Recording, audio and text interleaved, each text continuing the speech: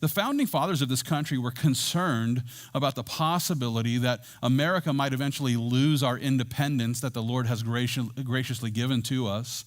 For example, I'll just give you one warning here from William Penn. William Penn was the founder of Pennsylvania, and he once declared this. He says, "If thou wouldst rule well, thou must rule for God. And to do that, thou must be ruled by him. Those who will not be governed by God will be ruled by tyrants." Wow. Those who will not be governed by God will be ruled by tyrants. Penn was warning the leaders of our country that our nation will either be ruled by God or our nation will be ruled by tyrants. And clearly our nation is not being ruled by God. So how long before we're ruled by tyrants, if William Penn was correct? President George Washington once declared, "It is impossible to rightly govern the world without God and the Bible." Pretty clear. Washington was assuring us that our leaders must seek the wisdom of God, which is found in his holy word, in order to continue enjoying the unalienable rights that we've received according to the common grace of God.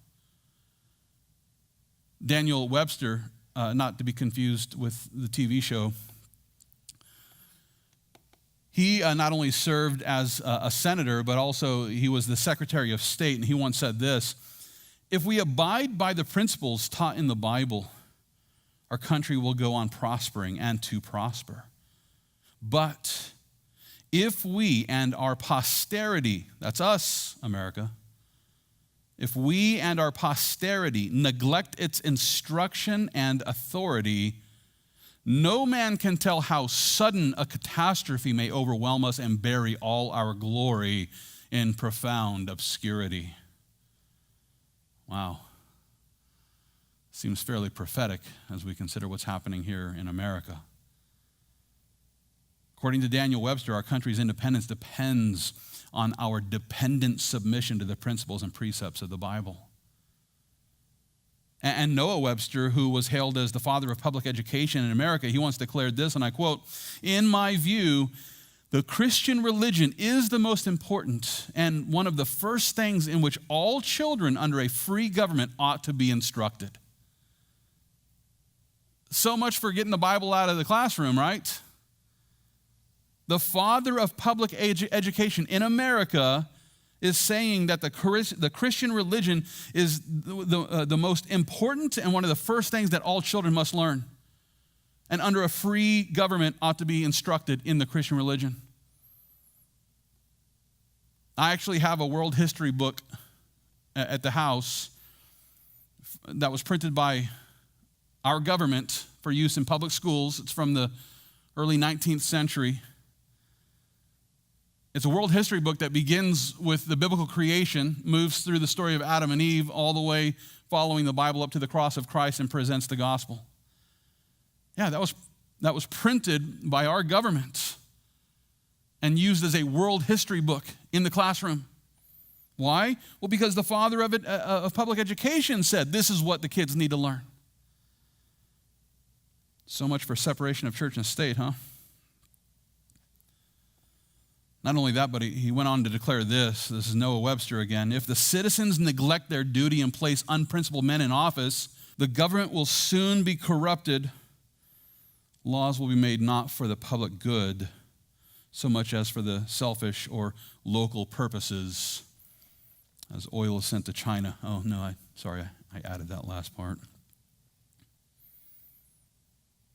America must be led by converted Christians in order to continue experiencing true independence, because true independence is based on a dependence on God. And when we lose sight of that, we end up losing our unalienable rights as well. Remember, government is here not to give us unalienable rights, but to protect them. And a government that is not submitting to God sees no point in protecting our unalienable rights. As we consider the warnings of these early American leaders, it's important for us to understand that we must elect leaders who are able to recognize that our independence is completely dependent upon the dispensation of God's grace. And we must also understand that these leaders should first receive the grace of God by faith in Jesus Christ. So listen, I'm not just talking about conservatives. There are many conservatives who are complete, unbelievers and don't submit themselves to God. They just agree with conservatism. So don't think that I'm just up here talking about conservatism, because I'm not. I'm talking about Christianity.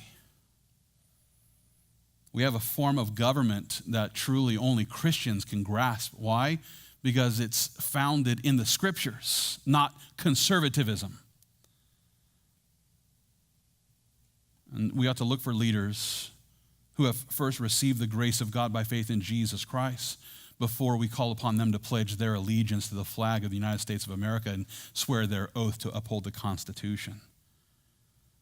The reason why is due to the fact that those who won't submit themselves to our Savior won't be able to fully understand the unalienable rights that God has given to us.